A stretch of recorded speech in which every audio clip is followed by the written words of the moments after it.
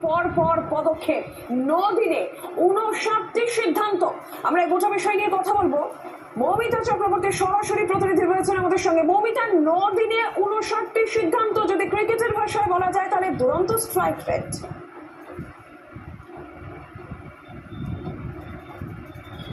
একদম নিঃসন্দেহে দুরন্ত স্ট্রাইক রেট। 59টিরও সিদ্ধান্ত কিন্তু রাজ্যের মুখ্যমন্ত্রী ফের নবান্নে যাবেন এবং আশা করা যায় এই স্ট্রাইক রেট কিন্তু অবশ্যই আরও ঊর্ধ্বমুখী হবে। অবশ্যই রাস্তার সর্বত্র নীল সাদা রং পরিবর্তন করে কালো রং, সেই হলুদ কালো রঙে আবার শহরতলি অর্থাৎ গোটা হলুদ কালো রং থাকবে সর্বত্র। এর পাশাপাশি কয়েকটা সিদ্ধান্তের কথা উল্লেখ করে নেওয়া ভালো, যেখানে পিএসইউ এবং চেয়ারপারসনদের যে মেয়াদ, সেই মেয়াদ শেষ করে দেওয়া হয়েছে। পাশাপাশি পশ্চিমবঙ্গিত কেন্দ্র সরকারের প্রশিক্ষণ কর্মসূচিতে অংশগ্রহণের যে নির্দেশ, সেই নির্দেশ কিন্তু দেওয়া হয়েছে। এর পাশাপাশি অন্নপূর্ণা ভান্ডার 1 জুন অ্যাকাউন্টে যাওয়া, সেই কাজও শুরু হয়ে যাবে। এবং মহিলাদের জন্য বিনামূল্যে বাস যাত্রা, এরকম একাধিক ইস্যু, অর্থাৎ 59টিরও বেশি কার্যক্রম, 59টিরও বেশি কুইক অ্যাকশন ক্ষেত্রে রাজ্য সরকার একেবারে কুইক রেসপন্স টিম তৈরি করেছেন। কারণ জনসাধারণের কথা, জনসাধারণের ভাষা এবং বারবার করে যেটা প্রধানমন্ত্রী নরেন্দ্র মোদী এবং কেন্দ্রীয় সরকার ছিলেন এবং মানুষের কাছে কথা দিয়েছিলেন যে ভয় আউট হবে, ভরসা ইন হবে। তাই ভরসা যদি মানুষের কাছে পেতে হয় তবে অবশ্যই জনসাধারণের জন্য যে সমস্ত প্রকল্প এতদিন ধরে আটকে ছিল, কেন্দ্রীয় সরকারের যে সমস্ত প্রকল্প এতদিন ধরে রাজ্যবাসী সেই সমস্ত সুবিধা থেকে বঞ্চিত ছিল, বিশেষ করে আয়ুষ্মান ভারতের মতো প্রকল্প, সেই সমস্ত প্রকল্প কিন্তু ইতিমধ্যেই চালু করার সিদ্ধান্ত কার্যকরী করা হয়ে গিয়েছে, সেই প্রসেস শুরু হয়ে গিয়েছে। এর পাশাপাশি যে সমস্ত জায়গায় দুর্নীতি যে কোনোভাবে বরদাস্ত করা হবে না, সেই বিষয়ে কিন্তু কড়া নির্দেশিকা সমস্ত থানা, সমস্ত স্তরে পৌঁছে দেওয়া হয়েছে। মৌমিতা, তুমি আমাদের সঙ্গে থাকো। অর্থাৎ একাধিক গুরুত্বপূর্ণ সিদ্ধান্ত এবং সেই সিদ্ধান্ত অনুযায়ী পরপর পদক্ষেপ, পরপর অ্যাকশন। আর এর মধ্যে আপনাদের জানিয়ে রাখি, তোলাবাজিতে পরিষ্কার না, তোলাবাজি কোনোভাবেই বরদাস্ত নয়, মুখ্যমন্ত্রীর এই নির্দেশ। আর সেই নির্দেশে এবার অনুসরণ বঙ্গ বিজেপির। অটো টোটো থেকে রাজনৈতিক দলের কার্যালয়ে দখলের হ্রাস, 12 জনের কোর মনিটরিং কমিটি গঠন। এই বিষয়ে মৌমিতার কাছ থেকে জানবো। মৌমিতা, কি জানা যাচ্ছে?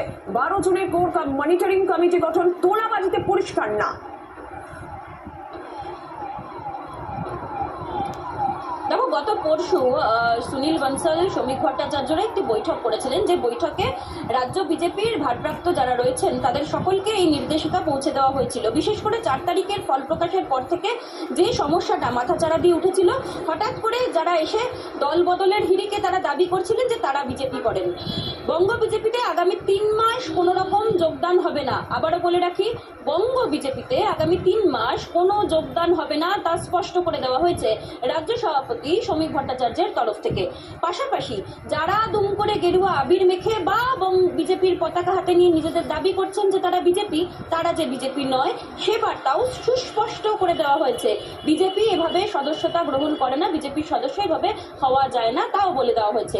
কিন্তু যে সমস্যা তৈরি হয়েছিল 4 তারিখের পর থেকে, যে একাধিক জায়গায় বিভিন্ন রকম খুচরো অশান্তির, বিক্ষিপ্ত অশান্তির খবর আসছিল, তা যাতে কোনোভাবে না হয় তার জন্য প্রতিটা জেলায় 10 থেকে 12 জনের কোর মনিটরিং টিম তৈরি করে দেওয়া হয়েছে, যেখানে বিজেপির জেলা সভাপতিদের প্রত্যেককে বলা হয়েছে এবং সেই সংশ্লিষ্ট জায়গার বিধানসভা অর্থাৎ বিধায়কদেরও বলে দেওয়া হয়েছে কোনোভাবেই বেনজল এবং তাদের তৈরি করা কোনো অশান্তি যে বরদাস্ত করা হবে না, এবং এক্ষেত্রে প্রশাসনকে 0 টলারেন্স নীতির নির্দেশ দেওয়া হয়েছে।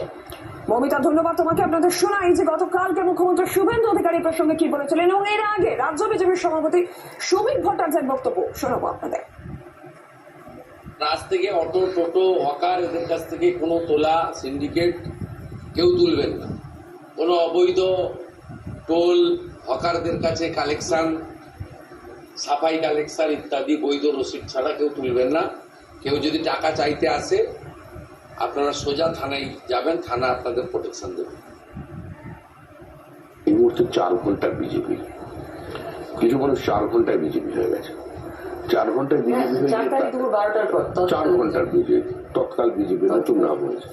নীতিগতভাবে বিজেপির কোনো ইউনিয়ন নেই, বিজেপির কোনো ছাত্র সংগঠন নেই।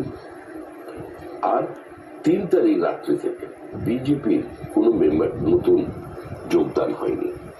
যারা হাতে পতাকা তুলে নিয়েছেন প্রয়োজন দিয়েছেন, যদি কারো দিয়ে থাকেন তাকে দল বার করে দেবে দল থেকে। এবার ইডি অ্যাকশনের দিকে নজর রাখতে হচ্ছে। শান্তনু সিনহা বিশ্বাস কান্দার মামলায় ঝাঁজ বাড়াচ্ছে ইডি। এবার ইডির নজরে কলকাতার কয়েকজন কাউন্সিলর। নতুন প্রজেক্টের আগে কাউন্সিলরকে নগদে তোলাবাজির টাকা দিতে হতো, এমনটাই অভিযোগ উঠছে। তোলাবাজির টাকা প্রমোটারকেও দিতে হবে। কাউন্সিলরের সিন্ডিকেটের থেকে নির্মাণ সামগ্রী নিতে হতো, না নিলে কাউন্সিলরকে ক্ষতিপূরণ দিতে হতো বিল্ডারদের। আর এবার তাই ইডির নজরে রয়েছে বেশ কয়েকজন কাউন্সিলর। শান্তনু সিনহা বিশ্বাস জয় কামদার মামলায় ঝাঁজ বাড়াচ্ছে এনফোর্সমেন্ট ডিরেক্টরেট। এবার ইডির নজরে কলকাতার কয়েকজন কাউন্সিলর। একাধিক অভিযোগ কাউন্সিলরদের নামে আসছে, যেখানে কাউন্সিলরকে নগদে তোলাবাজির টাকা দিতে হতো, যে কোনো প্রজেক্টের আগে প্রমোটারকে টাকা দিতে হতো, এবং কাউন্সিলরের সিন্ডিকেটের থেকেই নির্মাণ সামগ্রী নিতে হতো, না হলে কাউন্সিলরকে ক্ষতিপূরণ দিতে হতো বিল্ডারদের। এমনই একাধিক অভিযোগ উঠছে। কাউন্সিলর সিন্ডিকেটের ডিল শেষ হলে স্থানীয় থানাকেও আবার আদার সিন্ডিকেট চার্জ দিতে হতো। আমরা গোটা বিষয় নিয়ে জানবো। বিক্রম দাস সরাসরি প্রতিনিধি রয়েছেন আমাদের সঙ্গে। বিক্রম, এবার কাউন্সিলররাও ইডি স্ক্যানারে, কি জানা যাচ্ছে? একেবারে তোমাকে যেটা জানাবো যে মূলত জোর করে জমি দখল তোলাবাজির মামলায় আমরা জানি ইতিমধ্যেই জয় কামদার এবং ডিসিপি শান্তনু সিনহা বিশ্বাস গ্রেফতার হয়েছে। সেই মামলাতেই এনফোর্সমেন্ট ডিরেক্টরেটের তরফ থেকে মূলত যে নথি আদালতে পেশ করা হয়েছে সেখানে বিস্ফোরক অভিযোগ আনা হচ্ছে, এবং যেটা জানানো হচ্ছে এনফোর্সমেন্ট ডিরেক্টরেটের তরফ থেকে যে তাদের নজরে কিন্তু একাধিক কাউন্সিলর রয়েছেন, বেশ কিছু কলকাতা পুরসভার কাউন্সিলর রয়েছেন, যেই কাউন্সিলরদেরকে রীতিমতো তাদের এলাকায় কোনো রকম কোনো প্রজেক্ট বা কোনো বিল্ডার যদি ডেভেলপ কোনো প্রমোটিং করতে যায় তাহলে কিন্তু সবার আগে ওয়ার্ড অফিসে বা কাউন্সিলরের অফিসে গিয়ে কাউন্সিলরের সঙ্গে দেখা করতে হতো, সেখানে নেগোসিয়েশন করতে হতো, এবং তোলাবাজির টাকা নগদে প্রথমে কাউন্সিলরকে দিতে হতো, এবং তার পরবর্তী ক্ষেত্রে কাউন্সিলরের ঠিক করে দেওয়া সিন্ডিকেটের যে লোক তার কাছ থেকে নির্মাণ সামগ্রী কিনতে হতো। যদি সেই নির্মাণ সামগ্রী সেই বিল্ডার বা ডেভেলপার সে কিনতে না চাইতো তাহলে কিন্তু কাউন্সিলরকে আবারও মূলত যেটা বলা হচ্ছে কম্পেনসেশন ফান্ড অর্থাৎ ক্ষতিপূরণ ফান্ড দিতে হতো কাউন্সিলরকে। এবং কাউন্সিলর এবং সিন্ডিকেটের লোকেদের সঙ্গে এই ডিল সম্পন্ন হওয়ার পর সেই প্রমোটার বা ডেভেলপারকে তাকে কিন্তু স্থানীয় থানার যিনি ওসি তার সঙ্গে দেখা করতে হতো, এবং সেই ওসির সঙ্গে নেক্সাস ছিল শান্তনু সিনহা বিশ্বাস এবং জয় কামদারের, যেই ওসিকে কার্যত যেটা বলা হচ্ছে যে এক্সট্রা সিন্ডিকেট চার্জেস, সেই এক্সট্রা সিন্ডিকেট চার্জেস অর্থাৎ একটা নগদে বা বিভিন্ন ব্যাংক ট্রান্সফারের মাধ্যমে সেই টাকা লোকাল থানাকে দিতে হতো, যাতে কোনো থানা কোনো রকম ভাবে সেখানে ইন্টারভেনশন না করে। এমনটাই কিন্তু চাঞ্চল্যকর তথ্য উঠে আসছে, এবং সেই তথ্য কার্যত এনফোর্সমেন্ট ডিরেক্টরেটের তরফ থেকে লিখিত আকারে আদালতে নথিতে জমা দেওয়া হয়েছে, এমনটি আমরা ইডি সূত্রে জানতে পারছি। জয় কামদার, শান্তনু সিনহা বিশ্বাস এবং একাধিক ব্যক্তিকে জিজ্ঞাসাবাদ করে এরকম একাধিক কাউন্সিলরের নাম উঠে এসছে, যেই কাউন্সিলররা এই মুহূর্তে এনফোর্সমেন্ট ডিরেক্টরেটের স্ক্যানারে রয়েছে। কার্যত যে সমস্ত লেনদেন ট্রানজাকশন ইতিমধ্যেই হয়েছিল তার কিন্তু একটা খতিয়ান পৌঁছেছে ইডির হাতে। একটা তালিকা তৈরি করা হয়েছে এই কাউন্সিলরদেরকে, এবং এই প্রত্যেককেই ডেকে জিজ্ঞাসাবাদ করা হবে এনফোর্সমেন্ট ডিরেক্টরের সূত্রে কিন্তু এমনটাই জানা যাচ্ছে। বিক্রম, ধন্যবাদ।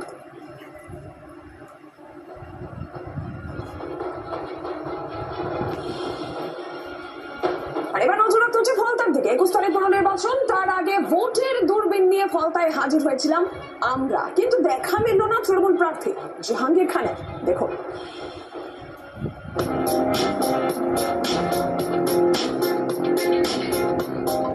ফলতা বিধানসভা কেন্দ্রে আমরা চলে এসেছি, যেখানে হবে রি-ইলেকশন আগামী 21 তারিখে।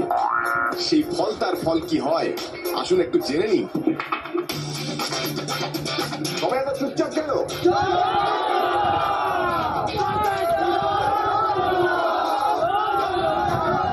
এখন সবার মুখে একটাই স্লোগান, জয় শ্রীরাম। সব তো পশ্চিমবঙ্গ দেখে ফেলেছে এই দূরবীনের মাধ্যমে। আপনাকে অনুরোধ করবো একবার চোখ রাখুন এই দূরবীনে, আর কি দেখতে পাচ্ছেন আমাদের বলুন, ধরে নিন।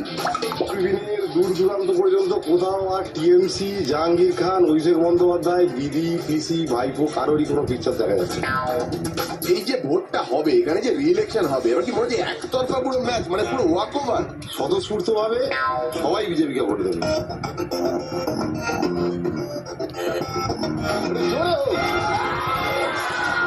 উত্তেজনা আপনারা দেখতেই পাচ্ছেন। এবার এই দূরবীনে একে একে চোখ রাখতে বলবো, দেখি ওনারা কি বলছেন। এবার কি মনে হচ্ছে 21 তারিখের পর? আমরাই বিজেপি জিতবো বলে আমরা মন খুলে এবারে ভোট দেবো, বিপুল ভোটে আমরা বিজেপিকে জয়ী করতে চাই। বাপ্পাদা প্রচুর ফাইট করেছে, আমরা বাপ্পাদাকে আগামী দিনে পেয়ে খুব খুশি হয়েছি, বাপ্পাদাকেই চাই। বাপ্পাদা জিন্দাবাদ, বাপ্পাদা জিন্দাবাদ, বাপ্পাদা জিন্দাবাদ। দূরবীনের চোখ রেখে কি দেখতে পাচ্ছ? এই যে রি ইলেকশন হবে 21 তারিখে, দেবাংশু পান্ডা কত ভোটে জিতবে? দেবাংশু পান্ডা বিপুল ভোটে জিতবে। মিনিমাম দেবাংশু পান্ডা 1 লাখ আপ ভোটে জিতবে। 1 লাখ আপ, 1 লাখ ছাড়িয়ে যাবে। 144 ফলতা বিধানসভা কেন্দ্রের বিজেপি প্রার্থী দেবাংশু পান্ডা আমার সঙ্গে রয়েছে ভোটের দূরবীনে। আর এই দূরবীনে স্যার আপনাকে চোখ রাখতে হবে, একবার ধরে নিন। এবার কি মনে হচ্ছে? রি ইলেকশন হচ্ছে 21 তারিখে, ফলাফল কি হবে? কত ভোটে জিতবেন? 1 লাখ থেকে 1.5 লাখ। দেখতে পাচ্ছেন? একদম দূরবীনে আমি কোনো তৃণমূল বা অন্য কোনো পার্টিকে দেখতে পাচ্ছি না। আচ্ছা। আর কেউ নেই, আমরাই তো আছি আর সাধারণ মানুষজন আছে। তাহলে সামনে মাঠ একেবারে ফাঁকা। মাঠ ফাঁকা, দেখছেন তো পুরো মাঠ ফাঁকা, সব ছেলে ঘরের মা বোনেরা ভাইরা সব নেমে পড়েছে রাস্তায়, কেউ নেই, কোনো কিছুই নেই।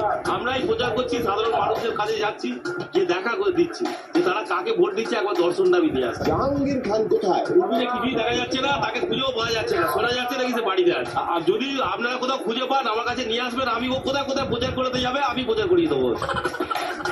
ওনার যে বস আছে অভিষেক ব্যানার্জি, তিনি এসে বলে গেছিলেন নাকি 4 তারিখের পরে আমাকে মাছ বেচাবে, উনাকে আসতে বলবেন, ওনাকে মাছ আমি মাছ খাইয়ে ঘর পাঠাবো। কোথা কোথা খুঁজেছি তোমায়,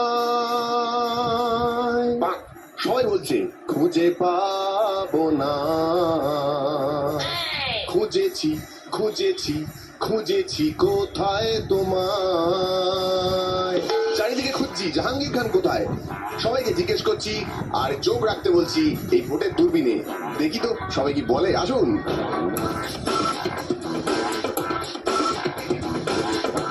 তুমি এবার চোখ রেখে বলো দেখি জাহাঙ্গীর খান কোথায়? জাহাঙ্গীর খান আপাতত এখন চাঁদেও খুঁজে পাওয়া যাচ্ছে না, তবে মঙ্গল গ্রহে একবার দেখতে হবে। চাঁদেও খুঁজে পাওয়া যাচ্ছে না? মঙ্গল গ্রহে একবার খুঁজে দেখতে হবে। পুষ্পা কি ঝুঁকে গেছে না এখনো বলছে ঝুঁকবো না? ঝুঁকে শুয়ে পড়েছে। জাহাঙ্গীর খানকে কোথায় দেখতে পাচ্ছেন? জাহাঙ্গীর কোথায়? পাকিস্তানে উড়ে গেছি। কলকাতায় থাকলে তো তাহলে তো চাবুকের বাড়ি খাবে তো বোধ হয়। তার চামচাগুলো যেগুলো রয়েছে সেই চামচাগুলো তো খুঁজে পাওয়া যাচ্ছে না। জাহাঙ্গীর খানকে কোথাও দেখতে পাচ্ছ না, ও তো পিসির বাড়ি পালিয়ে গেছে। পিসির বাড়ি? ভালো করে দেখো, পিসির বাড়ি কি খাওয়া দাওয়া করছে? মনে হচ্ছে না, পিসির বাড়ি জঞ্জাল খাচ্ছে দেখতে পাচ্ছি। তাহলে কি এই যে কথাটা, ডায়লগটা, অ্যাকচুয়াল ডায়লগটা পুষ্পা ঝুঁকে গা নেই, তাহলে কি পুষ্পা ঝুঁকে গেছে? পুষ্পা ঢুকে গেছে, কত্তে ঢুকে গেছে পুষ্পা। এবার হাওড়া স্টেশনের ছবিটা আপনাদের দেখায়। শিয়ালদা স্টেশনের পর ভুল বদল হয়ে গেল হাওড়া স্টেশনেরও। বুলডোজার নিয়ে হাওড়া স্টেশনের বাইরে জবরদখল করা জায়গা উচ্ছেদ করে দিল রেল পুলিশ। এতদিন স্টেশনের বাইরে রাস্তায় ফুটপাতে যারা বসতেন অস্থায়ী দোকান নিয়ে রাস্তার জায়গা জবরদখল করে তাদের এবার উচ্ছেদ করলো রেল পুলিশ। একেবারে বুলডোজার চালিয়ে স্টেশন চত্বর পরিষ্কার করে দেওয়া হলো। গতকাল রাত্রে সেই ছবি। আর এই উচ্ছেদ কার্যকর করতে বিশাল বড় পুলিশ বাহিনী মোতায়েন করা হয়েছিল। যেমনটা দেখাচ্ছি আপনাদের, গতকাল রাত্রে বুলডোজার দিয়ে জবরদখলকারী যে দোকান, সে সমস্ত দোকান সরিয়ে দেওয়া হলো, একেবারে পরিষ্কার করে দেওয়া হলো স্টেশন চত্বর। সাধারণ রেল যাত্রীদের যাতায়াতে যাতে কোনো সমস্যা না হয় সে কথা মাথায় রেখে এই উদ্যোগ এবার হাওড়া স্টেশনে। जो पैसेंजर्स है स्टेशन चले जाइए, जिसको बस पकड़ना है बस पकड़िए। यहाँ कोई नाटक नहीं हो रहा है, आप लोग अपना अपना काम कीजिए प्लीज। प्रशासन को प्रशासन का काम करने दीजिए, इधर भीड़ मत करिए, आगे बढ़ जाइए, आप लोग यहाँ पे खड़े मत आइए, आगे हट जाइए। मेरा माल था, उसमें पैसा उखौली था, वो स्टील का मेरा गला है, उसमें मेरा 1 रुपया भी नहीं है। हम कहाँ से महाजन के पैसा देंगे? मेरा महाजन ऊपर लगा हुआ है। খুব ভালো হয়েছে, এটা সব ঠিক হচ্ছে, সরকার খুব ভালো কাজ করছে। আমিও সরকারের সাথে আছি, পর একটু সরকারকে রিকোয়েস্ট করবো কি আর এর যা ছিল ওকে কই ব্যবস্থা করতে হবে।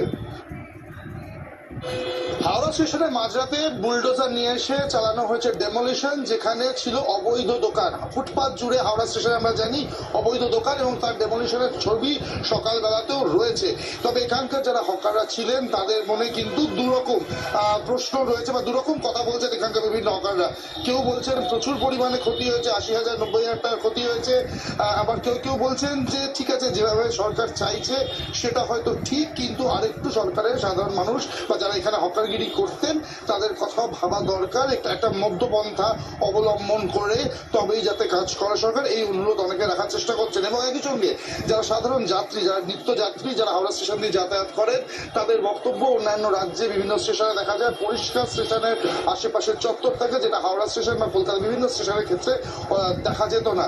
সেটা যেটা সরকার চেষ্টা করছে সেটাও যথেষ্ট ভালো প্রচেষ্টা বলেই মনে করছেন অনেক যাত্রীও। তবে এখন দেখার, যাদের এই দোকান তুলে দেওয়া হলো তাদের রিলোকেশন দেওয়া হয় কিনা বা এরপরে এর কোনো পরবর্তী পদক্ষেপ নেওয়া হয় কিনা। ক্যামেরা রঞ্জিতের সাথে অর্কদীপ্ত, জি 24 ঘন্টা, কলকাতা।